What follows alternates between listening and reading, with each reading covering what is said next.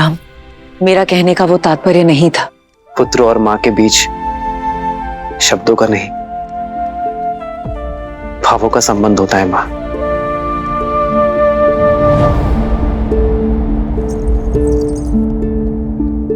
और ये बात मेरा भोला भारत भले ही ना समझे, पर मैं अच्छे से समझता हूं।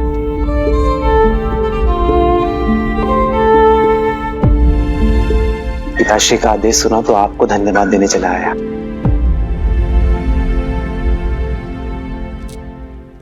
मां ने जो बात कही है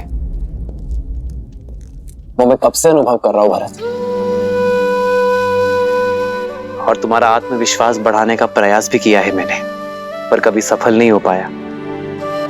जानते हो क्यों? क्योंकि मैं भाई हूं। मां ने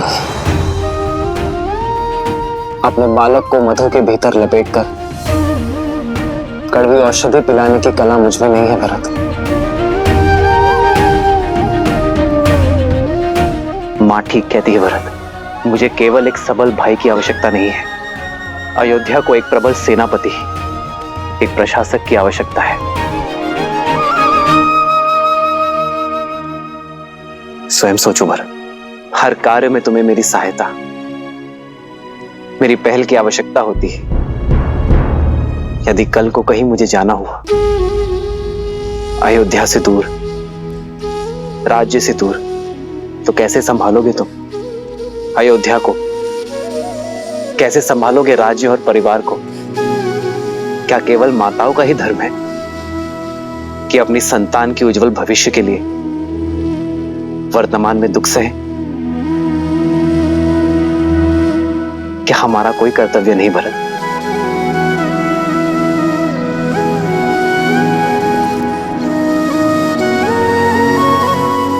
मेरी मां मुझसे कभी घृणा, कभी द्वेष कर ही नहीं सकती,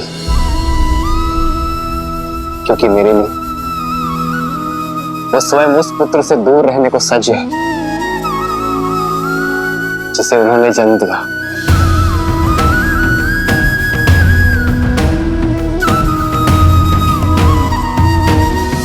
स्मरण रखना भरत,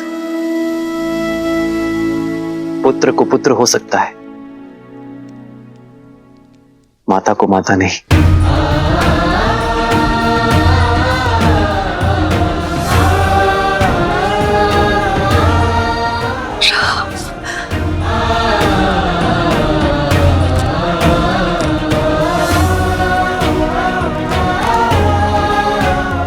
मुझे क्षमा करना मां,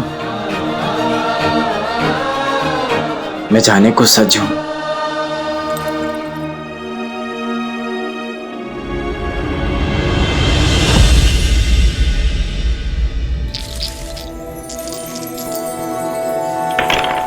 लो, मैं तो विजय के और निकट आ गई सुकीर्ति। इतनी सरलता से मैं आपको जीतने नहीं दूंगी, क्योंकि मेरी बारी अभी शेष है। देखा, पौ 12 आप लोगों से आगे हुई ना उर्मिला दीदी।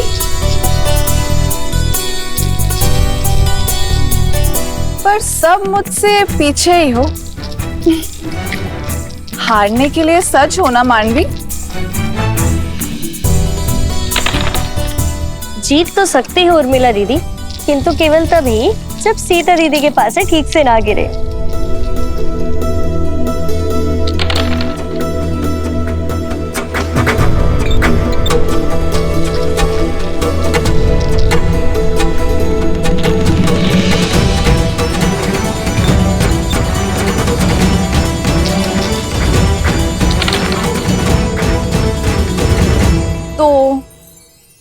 मैं तो हार गई और मैं जीत गई। देखा सीता दीदी, आप फिर से जानबूझ के हार गई ना।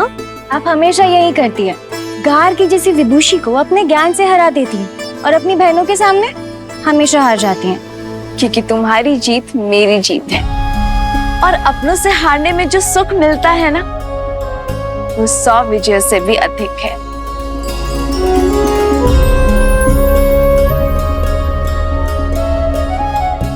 पिताश्री,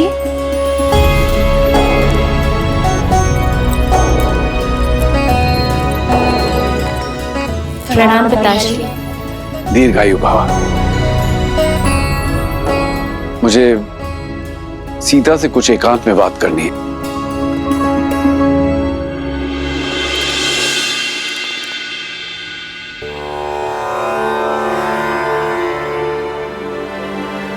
सीता, मैं जानती हूँ पिताश्री कि आप मुझसे क्या बात करना चाहते हैं। अपने पिता के मन की बात को सदैव कैसे समझ जाती हो पुत्री? जिस पिता ने इतनी कठिनाइयां सहकर अपनी पुत्री को सारे आनंद दिए, वो अपने पिता के मन की दुविधा को कैसे नहीं समझेगी पिताश्री?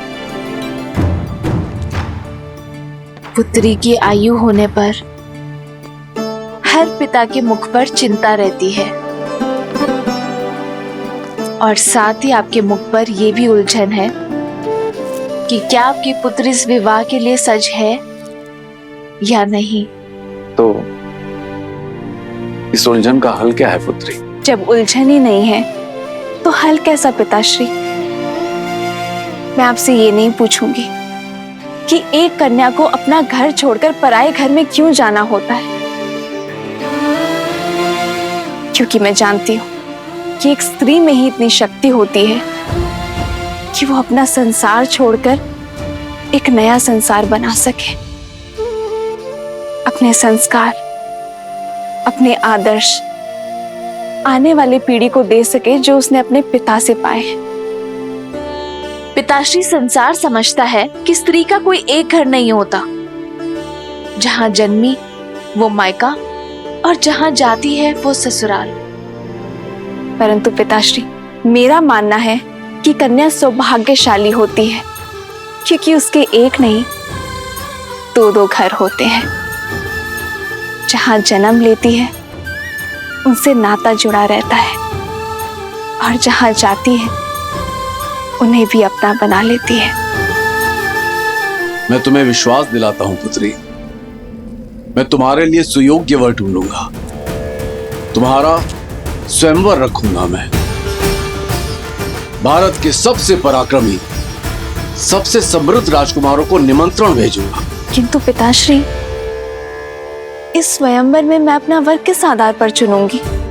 किसके पास कितनी धन संपत्ति है ये देखकर, या किसकी सेनापति शक्तिशाली है इस चुनौती पर? पिताश्री, विवाह सेना संपत्ति से या राज्य से नहीं होता है ना?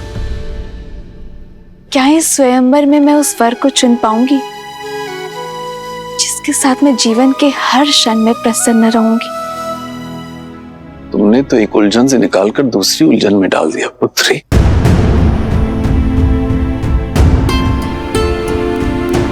माता, कुछ अति महत्वपूर्ण होने वाला है। पिताश्री ने शीघ्र बुलाया है।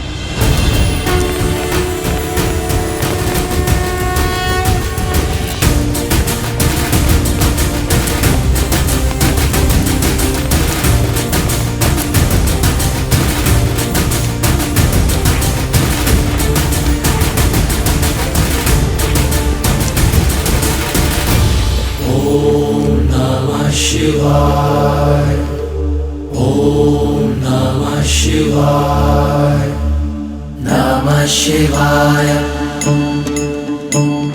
नमः शिवाय,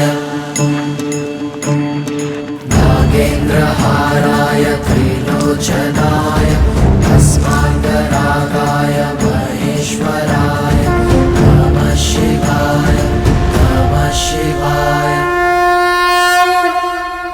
हे महादेव, मेरी पुत्री सीता को जैसा वर चाहिए केवल आप ही दे सकते हैं। अब मुझे समझ में आया,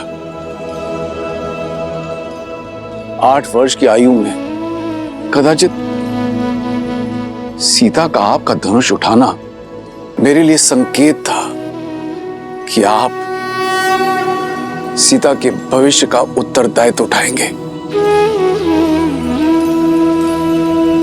प्रभु, मैं सीता के स्वयंवर की घोषणा करना चाहता हूं।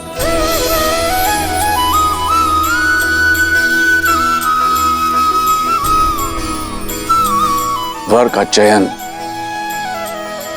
आपकी शक्ति और आपके न्याय का प्रतीक आपका महाधनुष पिनाक होगा।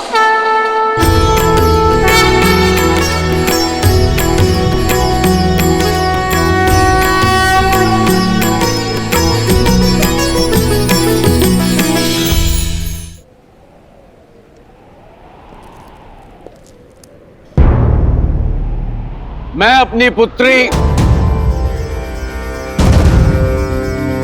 सीता के स्वयंवर की घोषणा करता हूं।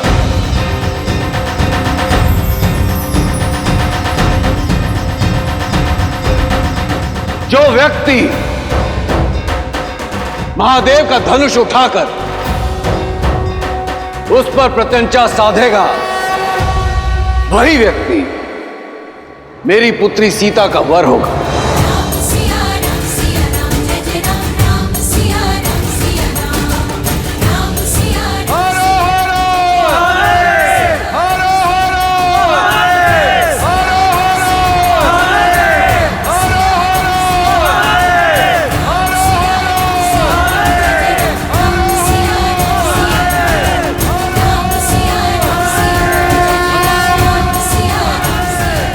जनक ने सीता के लिए वर ढूंढने का उत्तरदायित्व आप पर छोड़ दिया है प्रभु। सत्य तो यह है देवी कि मिथिला में अपने इस उत्तरदायित्व को निभाने का प्रबंध मैंने कई वर्ष पहले ही कर दिया था। कैसे, बताइए ना, कैसे ढूंढेंगे जनक राम को? जो सच्चे मन से राम को खोजना चाहें, राम तो उन्हें मिल ही जाते हैं। और वैसे भी संसार में ऐसा कौन है जो राम को खोजना नहीं चाहता।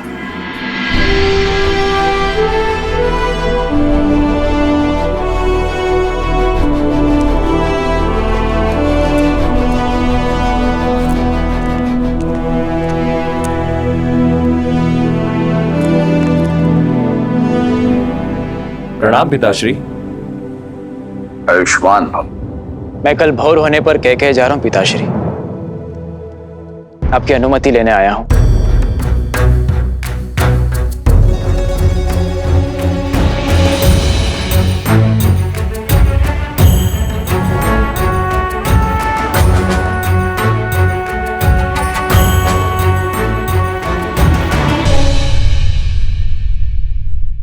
और शत्रुघ्न,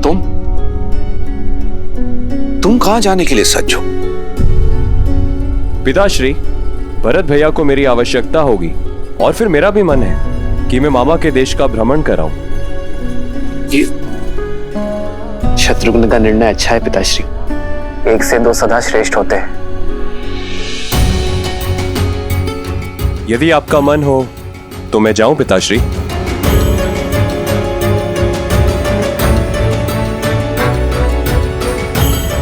चिंता ना करें पिताश्री, मैं हूं ना आपके पास।